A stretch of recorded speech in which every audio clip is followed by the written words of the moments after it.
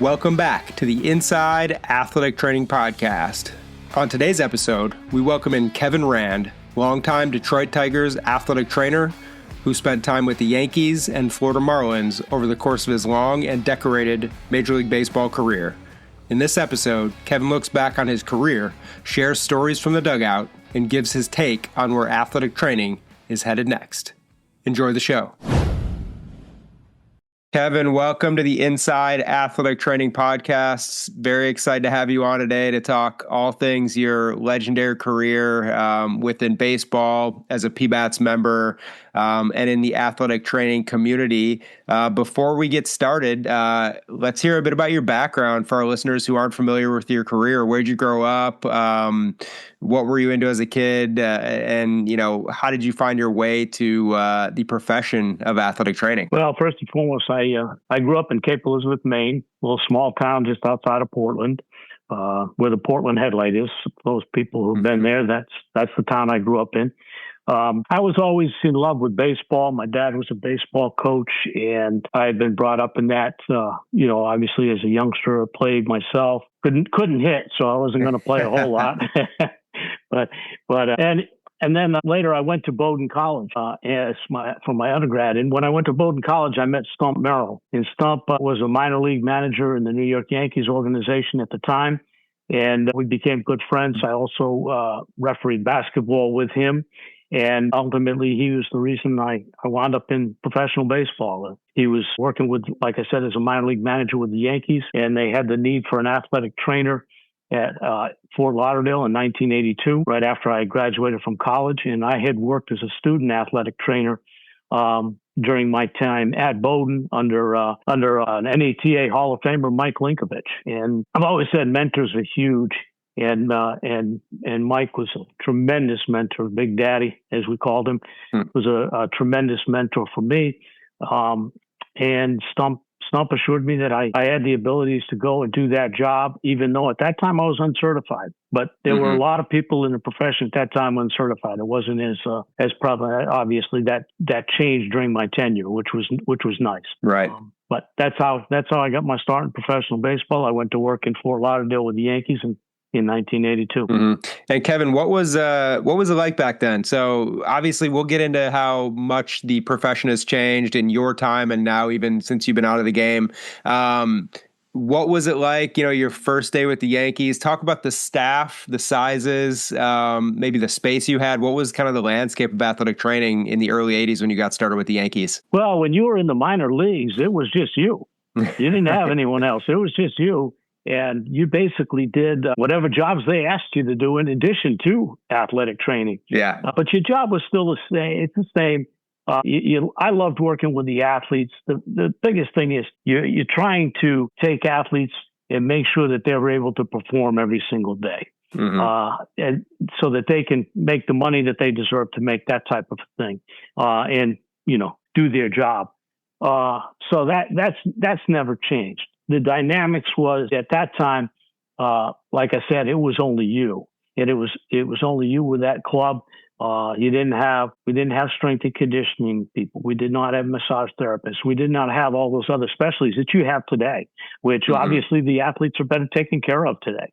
But that was, 40 years ago. So, yeah. And talk about, you mentioned mentors were huge. When you got into professional baseball with the Yankees, was there anyone who kind of took you under their wing and showed you how things worked, how to set up the training room, how to interact with the players, who kind of showed you the ropes in those early days with the Yankees? Well, two things. I was very, very blessed. Like I said, I had Mike Linkovich from Bowdoin College as an initial mentor. But also during the 1980 Olympics in Lake Placid, Mike went to the Olympics as one of the athletic trainers. And Mark Laton became a great friend of mine. He came to Bowdoin and replaced Mike during that time. And I got to know Mark, and obviously Mark was one of my very first mentors as well. He kind of directed me toward professional baseball and kind of gave me a lay of the land as what was expected. And the beauty of it was, so I had Mark. Well, he was with the Yankees at that time, And he was the AAA trainer with the Yankees when I went to work with them. And at that point he went to the big leagues with New York. So I had him as a mentor, in addition to obviously Gene Monahan and Steve Donahue. I mean, you couldn't ask for three better mentors. Right. I mean, right. Those guys, they were looking out for me because they knew I was a rookie. I was raw, but I had been told by my first mentor, he said, keep your eyes and ears open, your mouth closed, and your nose clean, and you'll be okay. and he was so right. That's great. No, that you mentioned some big names there. Stevie Donahue, still with the club in New York today. Gene Monahan, I had the chance to spend some time in New York, have dinner with Gino once, and he was almost like a celebrity up there. So I can't imagine how enjoyable it was to learn from him. And obviously Mark Laton, still very involved like yourself with PBATS and a PBATS Hall of Famer, and a great mentor, I'm sure. Well, Kevin, when you moved on from New York after a long time with the Yankees, talk about that transition to the Florida Marlins, I believe in 1992. Explain that whole situation, how that came to be, new franchise, all that good stuff. How did that process work for you as the athletic trainer? Well, it was very interesting because there were two things that played a major impact in that. One was during that time, Mr. Steinbrenner was not allowed to have hands-on the club because I'm not sure I would have been given permission to apply for the job with the Florida Marlins. Mm-hmm. But that being said, I was given that permission by the Yankees. And one of my major backers was Dr. Dan Cannell. Dan Cannell had been my team physician and was extremely well respected. He had been my team physician when I was in Fort Lauderdale. And he encouraged me. He says, you should apply for this. And I did. And obviously ultimately was interviewed. And that was kind of a major thing for me because when I was offered the position, I then had to go to the Yankees and say, hey, you need to tell George that I'm taking this job. It's my chance. I mean, I had, obviously Steve Donahue and Gene Monahan in New York, and neither of them were going anywhere anytime soon. Right. My goal at that point was to, obviously become a major league athletic trainer. And the interesting thing is when I applied actually to be the head athletic trainer, thinking I was ready for that step. Little did I know, once I got the job as the assistant, there is a totally different dynamic in the major leagues. And even though I felt after 11 years in the minor league system with the Yankees and becoming the first minor league medical coordinator per se, that I was ready for that position, that couldn't have been further than the truth because I needed some, the lessons that are taught at the major league level to be ready for that. Right. And when you got to Florida with the Marlins, talk about the staff you guys had there. Who were you working for? And how did you guys kind of assemble that staff as the franchise was getting underway? Well, first and foremost, obviously there was, I was working with Larry Starr. Mm-hmm.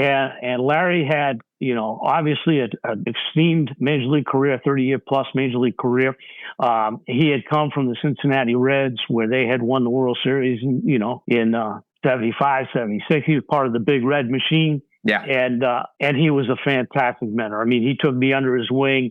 He just taught me the differences between the major leagues and what's expected of you there. And also, he also was very instrumental in me becoming heavily involved in PBATS because he himself had been heavily involved in PBATS. And so, that was my beginning of really getting on the executive boards and doing those types of things with the society, which obviously, as you know, how much I love PBATS and what they've done for the game. So right.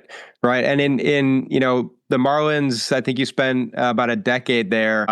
World Series in '97. Talk about what that was like for a new franchise and what that meant to you. Well, I can tell you it's one of the more interesting stories for me because here we were, the fifth-year franchise, right? And we go to the World Series, and obviously winning the World Series was amazing. And you never know if you're going to get that chance. It was the only one that I was a part of on the winning side. But I learned a valuable lesson during that World Series, and what it was, Jimmy Warfield may he rest in peace. Jimmy was a phenomenal person. He had been a long time. He had been 25 years. He'd been the head athletic trainer of the Cleveland Indians. And in that year, in 1997, he was the assistant to Paul Spicuzza, who is now the head athletic trainer. And here is Jimmy Warfield, who had been in the game, like I said, for 30 plus years, whatever it was. And when we won that World Series, I'll never forget it. We won it in Game 7, the 11th inning at home. Yeah. We had won games 1, 3, 5, and 7, and they won 2, 4, and 6. And Jimmy and Paul Spicuzza came into our training room, and I'll never forget. I almost felt guilty. I almost felt guilty that here I am, 5th year in the major leagues. We've won a World Series. I'm going to have a World Series ring. And here was Jimmy Warfield, who had spent 30 years in the major leagues. The Indians been there a long time and never got to experience that. Right. But here he was coming over to congratulate us. And it really meant a lot to me. And it was something that when later on in my career, when with Detroit, we went to the World Series in 2006 and in 2012, we got beat both times, once by St. Louis, once by San Francisco.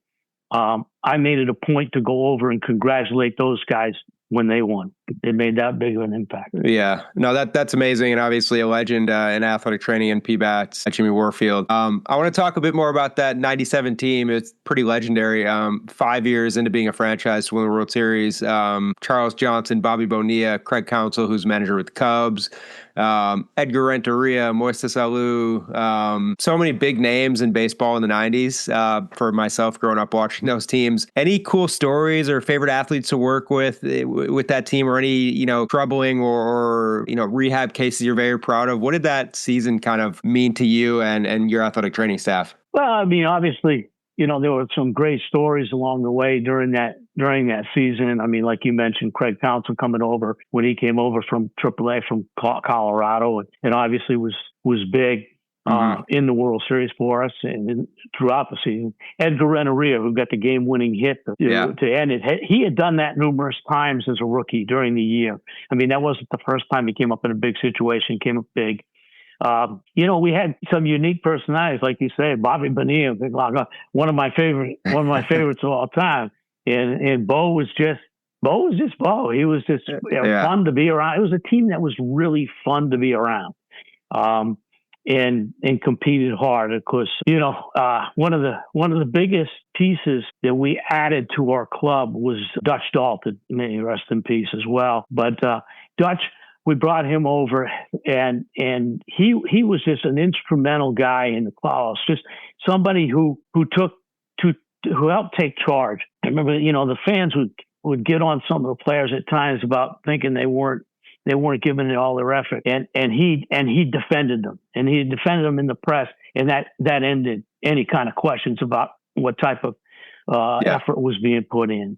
And of course, here we were a wild card. We were the first wild card to do that. I mean, obviously, to come in.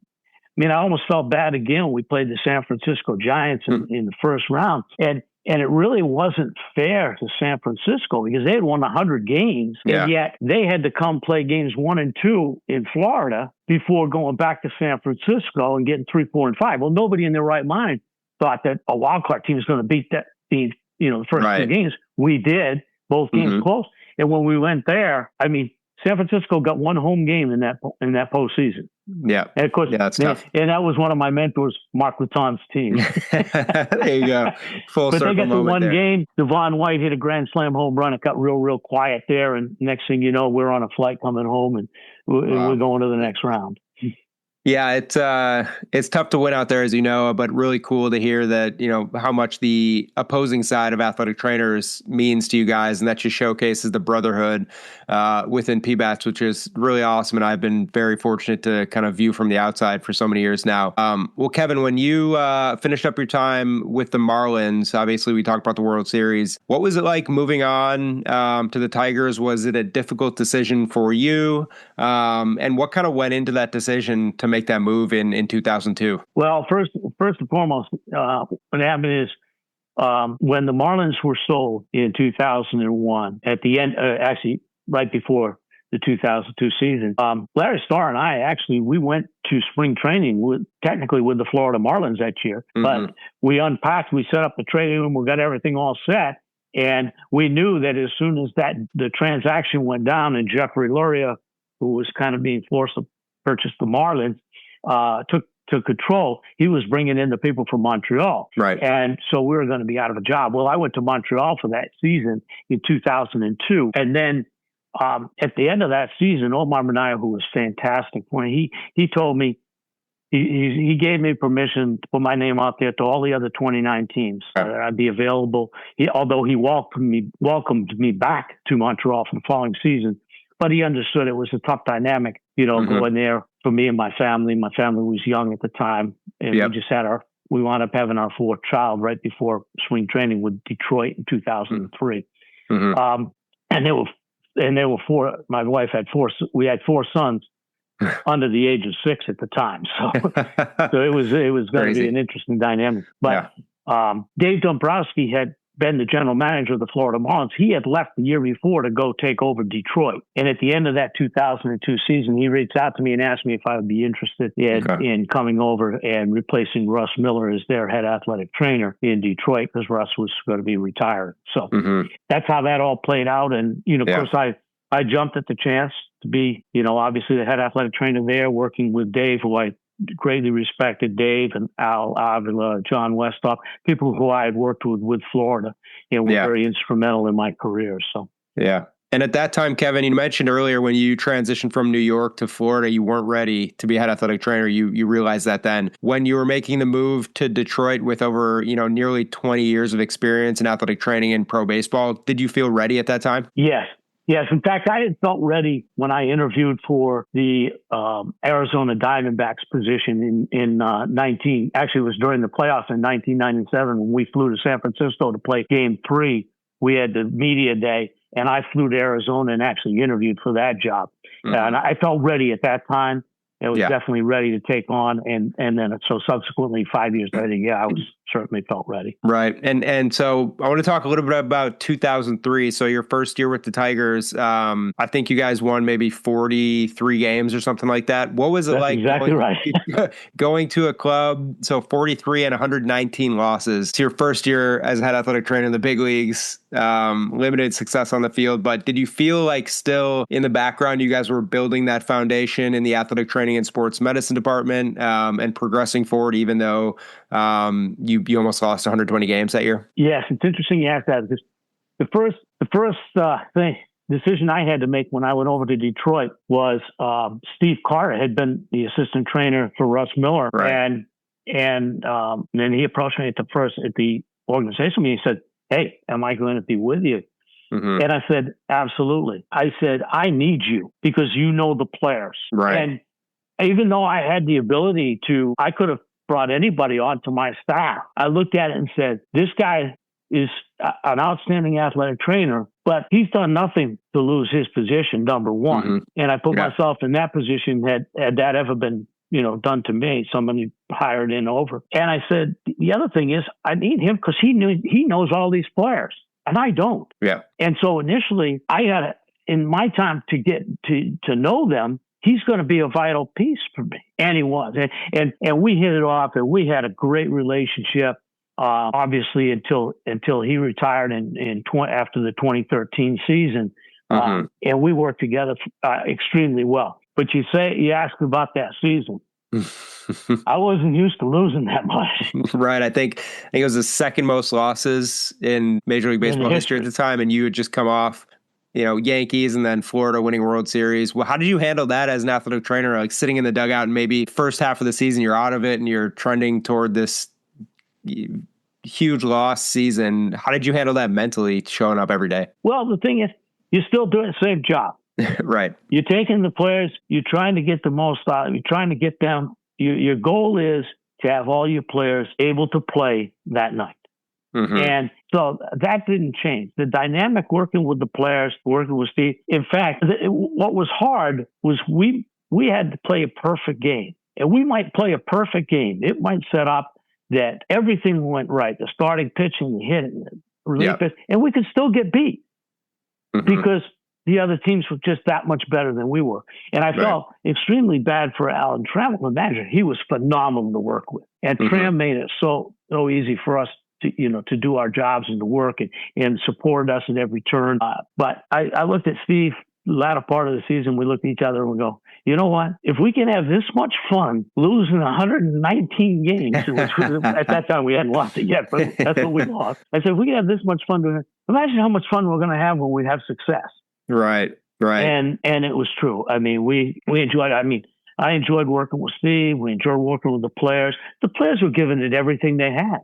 They had no complaints. All I ever asked the players was, when you come to the ballpark, if you think there's any reason you might not be able to play that day, come in, let us treat you, let us do whatever we can to help you, to get you prepared to go out to batting practice and to see if you could play. And if you can't, then when you walk into that manager's office, you tell him you can't play. I can back you 100%. Right. 110%. I can go in and say, hey, Sam's done everything he possibly could do to play today. He just doesn't feel he can do that. But I always stress to the fact that the player, it's your job to walk in and tell him that, because players are ultimately the one. Everybody thinks the trainer decides whether a guy can play or not. That's not true. It shouldn't be true. The player, you should do everything you possibly can to get the player in the mindset that he can play. If he can't, he can't. If he comes and tells you he can't play, even if you thought maybe he could, doesn't matter. He can't play. It's his job. And likewise, I always felt, unless there was an occasional time when a player might come in and you do everything you possibly can, he thinks he can play. I didn't think it was probably in his best interest. I'd go to the manager at that point and say, look, he thinks he can play today. I think we're probably better off giving him a day. But, because there is that occasion that you have that. But for the most part, it's their call. It's their decision.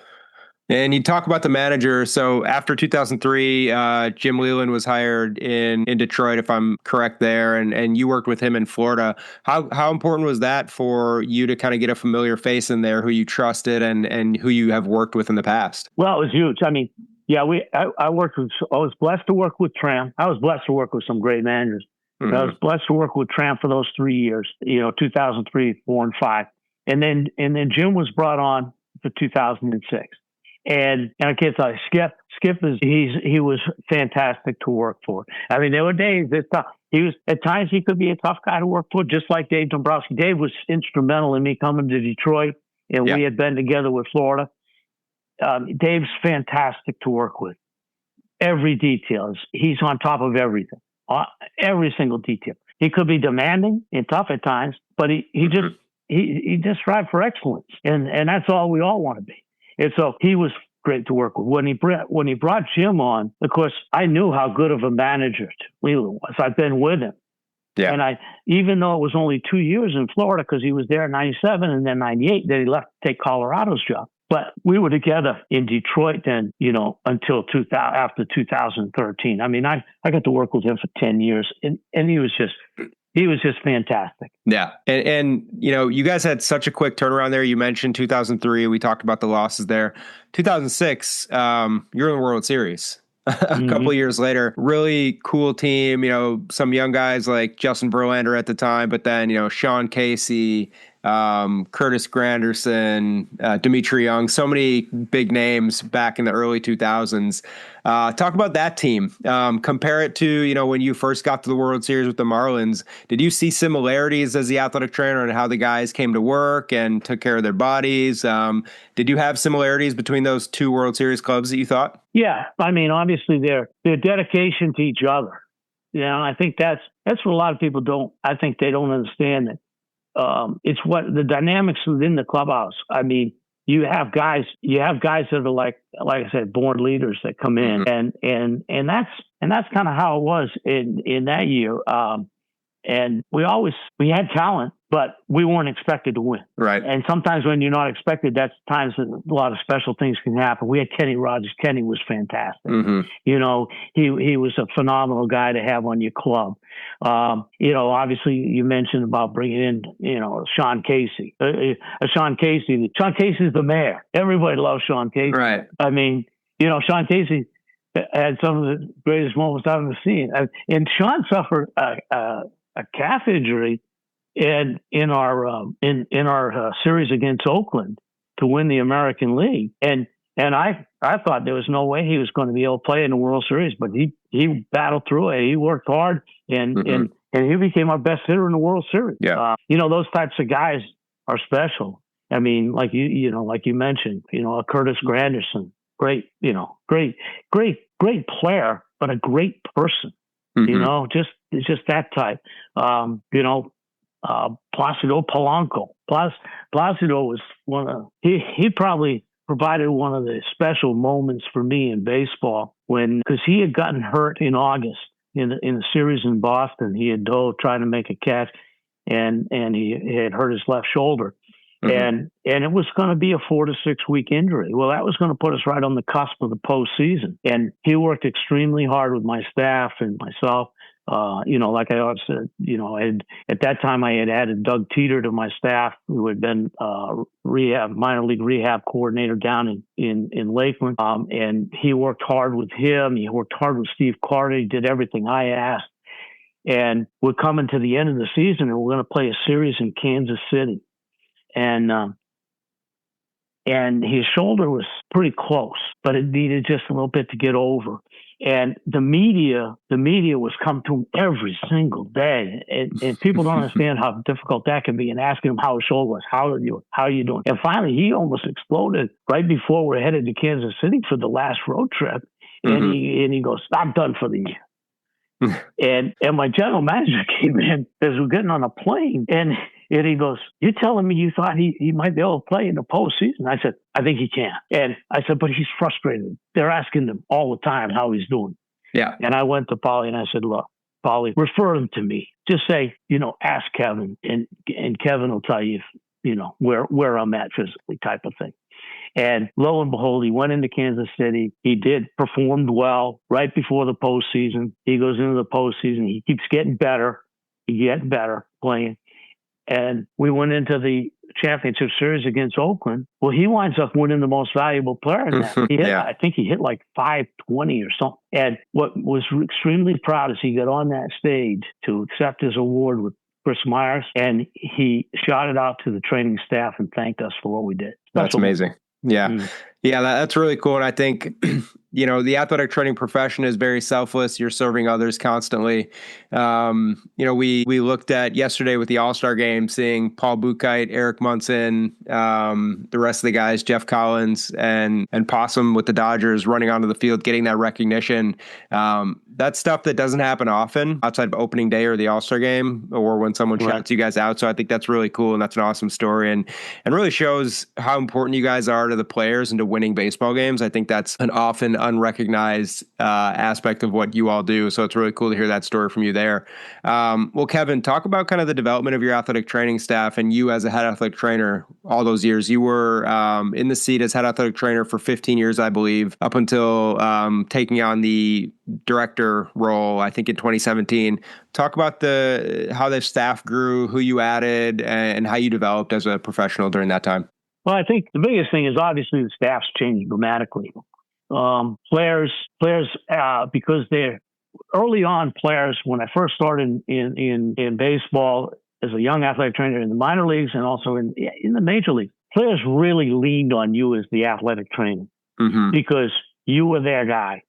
And it was that way up until, like I said, until players started making more money and more money in the major leagues. They now had their guys that you had to work with. So the dynamic became a little bit different. And my big thing is you had to have great open lines of communication with all their guys. And as a head athletic trainer, that was one of the keys that you needed to embrace the people that they had. And you needed to kind of help direct them as well, but you needed to make sure you're on. I used to always you have to be on the same page. Yeah. And so there were two things that were, to me, vitally important. You had to look and be very, very critical of your staff from the standpoint of what we offer. I need to check all the boxes. So when it came that, I had to make sure that I had a chiropractor available. I had to make sure that my massage therapist might be educated in ART. I had to make sure someone on my staff could dry needle or could, the cupping, that they were all proficient in cupping, those types of things. You had to provide the athletes with all those tools. And you had to understand that when you're establishing a staff, you want to hit all of those boxes because you can't physically do all of them, number one. And as a head athletic trainer, you're drawn away from the training room a lot. So I had to have those guys in that training room, the people working for me, I had to know that they were doing exactly what we wanted. Mm-hmm. And I gave them obviously liberty because they were all great athletic trainers, a great massage therapist, great, physical therapists, whatever the case might be. Right. I took the same approach with agents because, and I had good relationships with most of the agents because of the fact that I took it that we have your player's best interests at heart. Sure. If I have Miguel Cabrera's best interests at heart and I do what's in the best for Miguel Cabrera, I'm doing what's in the best for the organization. Mm-hmm. Well, if Miguel Cabrera is your client, you want what's best for Miguel Cabrera too. So we should be on the same team. Mm-hmm. It's just all we have to do is make sure we agree with what's best. Yeah. So, and that's how I always approached it. I just approached it. I'd say, I got Victor Martinez's best interest at heart. We got to decide upon who's going to do his knee surgery, mm-hmm. And they tell me who they felt, and we come to agreement. Okay, this is who we'll use. Yeah. And now, very interesting it's very interesting to hear you talk about how many different aspects of the game, and you are leading the sports medicine athletic training team, but you're communicating with front office, with players, with agents. You're kind of the core person that keeps all that together, which I think is a really fun insight for a lot of our listeners who may not know, what goes on day to day and how much you guys are relied on, so I appreciate you sharing that. Well, Kevin, you ended your time with the Tigers after 20 years in 2022. An awesome career. And now have since moved on. Talk about a little bit about what you're doing now, outside of the baseball, but still staying in the game. Well, I've been very, very blessed, Sam. Been very blessed when I left the Tigers after the 2022 season. Major League Baseball's reached out to me. John Coyles, Kevin Ma, they've all been instrumental in me. Great people. Sean Facasey with the umpires, Scott Sheridan. I've been blessed to work with the umpires. I've been blessed to do their umpire prospect development camp over in Vero Beach with Sean. He's been great to me doing that, which keeps me athletic training with the umpires. I do help them with major league umpire physicals, minor league umpire physicals, and transition there. Likewise, I've been given opportunities that I never was able to do as a head athletic trainer. And I've worked the World Baseball Classic qualifiers. I worked in 2022 at the end in Regensburg, Germany with South Africa. I've been with South Africa twice in Regensburg, Germany. And then I went with them also to Taiwan in the qualifiers in Taiwan. And then for the World Baseball Classic itself, I've been blessed to work with Baseball Australia. Couldn't ask for a better group to work with. I was assigned them in 2023 for the World Baseball Classic over in Tokyo. Thoroughly enjoyed it. And as a result of that, they had me work the Asian Professional Baseball Championships in Tokyo later that same year in 2023 and worked the U23 World Cup team in Soching, China in 2024. And then I was back with them again for the World Baseball Classic this past March in Tokyo again. Hey, and you couldn't ask for a better group to work with. They're phenomenal. In fact, I'm working with them again. It looks like here in November with their U23 team in the World Cup in Nicaragua. Wow, so that's awesome. I've been blessed to do those things. Obviously, it's great for me because the one thing when I left after the 2022 season, the one thing that I miss the game. I love the game of baseball. I love being in the dugout for the game of baseball. I love the game. I always did. All that's involved in it. And so I get to do that with them, number one. And the other thing you miss is the people. Mm-hmm. So those are the two things I really miss in Cleveland is the game itself and the people. And by the people, you think, oh, well, the players you with, the coaches, managers, those types of things. Yes. But also I miss the people I don't miss necessarily the travel so much, but I miss the people in those cities that I got to know. The clubhouse guys in the cities. It might be the bell caps at the hotel that I stayed at for 25 straight years and got to know those guys on a first name basis all the time.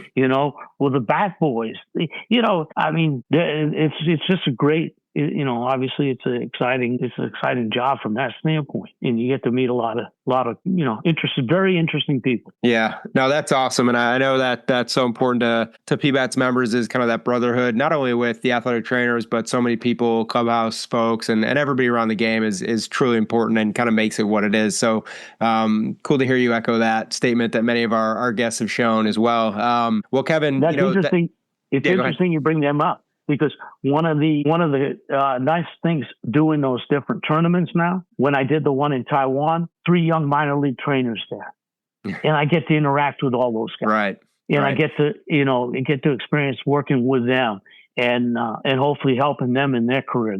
That's one of the things that's really exciting about keeping my hands in on that. Yeah.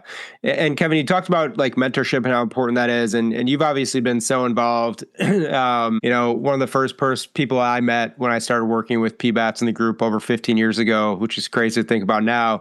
You've been a mentor to me and someone I could lean on for anything I need within the society. What do you kind of take away as your legacy and purpose within PBATS? I know, you work with the alumni group and still with the group now, but what is that kind of the society meant to you and your career and the people you've met? Well, the society's meant everything. I had a pitcher who was kind of on his way out of his major league career, and he told me, he said, baseball's the great fraternity. He says, you're going to get to the major leagues. This is when I was in AAA. He says, you're going to get to the major leagues. You're going to find what a great fraternity it is.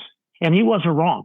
Baseball is a wonderful fraternity. I mean, the people that have been in the game, whether you're with the Alumni Association now, whatever the case might be. But PBATS was the greatest fraternity within that fraternity. It was amazing, and because the PBATS members, you're out to help each other, and to me, I look back and I think what makes me proud is the fact that the New York Yankees at the end of the 1988 season, minor league season, a guy by the name of George Bradley he envisioned the position of what he called head athletic trainer minor league head athletic trainer / rehabilitation supervisor, which is now basically your medical coordinator. Right. Nobody else had that in the game. No other team had that in the game. And he named me to that position. I wasn't even sure I wanted the job because I didn't know how it would be looked upon on my progression to the big leagues, because now I wouldn't be with a team. Yeah. And not being with a team, it wouldn't be visible to all the other clubs. And not only that, would they look at that? Well, you're kind of out of the athletic training on a daily basis. It could have been further from the truth. I learned a lot of administrative tasks. I learned a lot of other things that became vitally important as athletic training has evolved. But the thing I love is now I put together a medical model. And that medical model, obviously the other teams saw value in it because they subsequently were in a copycat game. They copied that model. And where I was the one that was the first one, when I stood up and had to walk out of the room at PBATS meetings, because I wasn't part of the major league staff, I was the only one. Yeah. And now you have those guys stand up, and every team had it. And not only did every team had it, Mark Laton took that same model and used it when he took over the umpires for Major League Baseball. And I look now, and basically that was kind of the impetus for all these teams to decide to have senior directors. Right. It's kind of the same type model. Now they took it to the major league level. So that to me is kind of special when I think about that. And and it wasn't me, but it was all those guys that came after me that made that such a successful position. And it made it work. Yeah, that's really interesting in terms of the history of the profession. Now I would say the minor league athletic training coordinator is typically the last stop on someone's road to the big leagues. You see so many of these coordinators work in that role for a handful of years and become the next assistant at the big league. So really cool legacy you've kind of left on the game, being the first minor league coordinator. And like you said, many of the director people now in the game are the major league coordinator, essentially. It's very similar. So really, really cool kind of look back in the past and how you've left a huge mark on the game there. Well, Kevin, this has been awesome. I always love talking to you and catching up. You've been incredibly influential in my career and as a member of PBATS, and you've given so much to the game of baseball and the profession of athletic training. So I want to thank you for that, and thank you for your time coming on the show today. No, thank you. No, I appreciate it. I've enjoyed it, and I love to talk baseball. And it just Sam, we've been very blessed. We've been very blessed to be a part of the game, be a part of PBATS. To me, it's just a fantastic society, and I've loved working with you. You know that, and look forward to working with you for hopefully a little while longer. You never know. Well, that's all right. I appreciate it, Kevin. Thanks so much. All right, thanks, Sam. Appreciate you.